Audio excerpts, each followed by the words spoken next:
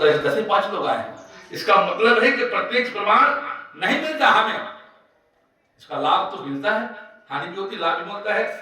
अब इसी बात को भगवान वशिष्ठ ने क्या कहा, सुनहु भरत भावी प्रबल बिलख कहे वो मुनिनाथ, हानि लाभ जीवन मरण।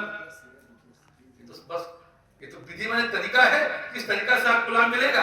अब विधि माने ब्रह्मा है, तो ब्रह्मा के हाथ में है, लेकिन स्वामी किंकर जी ने कहा बोले विधि मतलब होता है तरीका, आपके करने के तरीका से हानि और लाभ जुड़ा हुआ है। इस मानस को आप किस प्रकार लेते हैं। अच्छा, इसके लिए तो कोई बात आती है, बाबा गोस्वामी ने कहा ये महाराज की मानस है क्या चीज, बोले पाप पयो निधि जन्मी नमीना।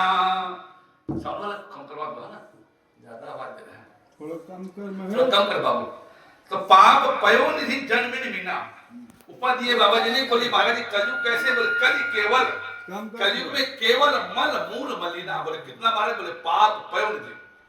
तो तुमने देखें, अच्छा राम जी मानस को क्या कहा बोले कि राम अमित गुण सागर, ये भी सागर है। हमारे जीवन के कलयुग को उपमा दे रहे, बोले पाप पयो निधि। कितना पाप है हमारा, 2-4 पाप हो, 10-20 पाप हो, 10-20 किलो तो खत्म कर दिया जाए मानस के माध्यम से। तो बाबा ने कही 10-20 के बाद छोड़िए, बोले कितना पाप है कलयुग में हमारे शरीर के द्वारा, हमारे क्रिया के द्वारा कितने पाप हो रहे हैं। तो कली केवल मल मूल मलिना, केवल मूल मलिन महाराज। अच्छा कितना पाप है महाराज, बोले पाप पयो निधि। जैसे समुद्र में अथाह जल है, उसी प्रकार इस कलयुग में अथाह पाप है। तो अब इतना पाप से हम जुड़े हुए हैं, माने कलयुग इतना पाप है महाराज, तो फिर कथा सुनने और सुनाने से क्या पाप से हो सकता है। बस यही विषय है। जैसे समुद्र आज भौतिक जगत पर हमारे वैज्ञानिकों का घोषणा है कि 77% जल है, विश्वमंडल पर 23% मात्र थल है।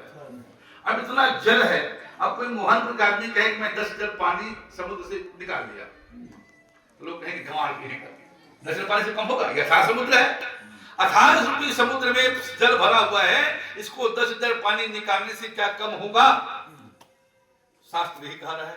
लेकिन हमारा गणित शास्त्र ये कहता है चाहे समुद्र में पानी चाहे जितना भी हो, कम से कम हमने 10 लीटर कम कर दिया, गणित शास्त्र मत है। इसी मत को लेकर रामकृष्ण मानस और आध्यात्मिक कथा आधारित है। इसी मत को लेकर हम नहीं जानते हमारा कितना पाप है, कथा से कितना पाप कटेगा हम नहीं जानते, लेकिन हमको इतना विश्वास है, हम जब कथा सुन रहे हैं, भजन कीर्तन कर रहे हैं, नवधार रामायण कर रहे हैं, तो कहीं कहीं कुछ न कुछ इस कथा के द्वारा हमारे किए हुए कर्मों का पाप तो कम होंगे भाई, नहीं होगा क्या।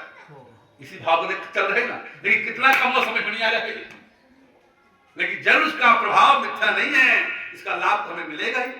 इसलिए संत कहते महाराज बोले प्रयास व्यक्ति को करना चाहिए, प्रयास का फल मिथ्या नहीं होता, अवश्य लाभ मिलता है। जैसा जो कर्म करता है उसके अनुसार उसको लाभ मिलता है। अभी चाहे रामचरित मानस की कोई भी पात्र हो, सब लोगों को अपने कर्मों का फल मिला है।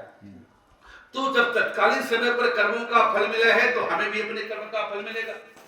इसी बात को लक्ष्मण जी ने कहा महाराज सारे संसार में कोई किसी को सुख दुख देने वाला नहीं है, बोले काहू न को सुख दुख करदाता, अरे निज कित कर्म भोग सब भ्राता। अपने कर्मों के फल को भोगते हैं सारे संसार। देखो कथा ऐसा रहस्यमय कथा होती है, कथा को हम सुनने सुनाने का प्रयास करते हैं। और हमने गुरु जी से पूछा, गुरु जी क्या हमने कथा संगीत कब सीखेंगे, या कुछ सीख गए हैं क्या, सीख रहे हैं क्या। तो गुरु जी का उत्तर रहा जिस दिन तुम्हें लगेगा कि मैं भी कुछ नहीं जानता, उसी दिन तुम सीखना शुरू करोगे। तो पहले लगता था कि हम तो पूरा सीख गए, एक बार सीख गए, 1 घंटा कथा बोल लेते हैं, 9 दिन में कम से कम 5 दिन कथा बोल लेते हैं, ऐसा लगता था। लेकिन गुरु जी ने कहा जिस दिन तुम्हें लगेगा कि मैं अभी शुरू कर रहा हूं, तो समझ लेना उसी दिन तुम सीख रहे हो, उसी दिन तुम्हारा सीखना शुरू होगा। तो आज लगता है कि वाजी महाराज सीकर मही गरज जाहि, भगवान की कथा के संबंध पर एक एक अक्षर को एक एक व्यक्ति आजीवन संघर्ष कर रहे हैं। हमारे गुरु जी कहना है एक चौपाई के अर्थ अगर ये जीवन में समझ में आ गया तो समझ लो जीवन दे धरे कर फल या भाई तुम्हें तो शरीर को धारण करने का फल मिल गया। कहने के प्राय कथा बड़ी विचित्र है, फिर भी अपने भाव को लेकर अपनी मति के अनुसार हम कुछ कहने सुनने का प्रयास करते हैं कि जग कारण तारण भव भंजन धरणी भार, अकी तुम अखिल भुवन पति अलीन मनुज अवतार।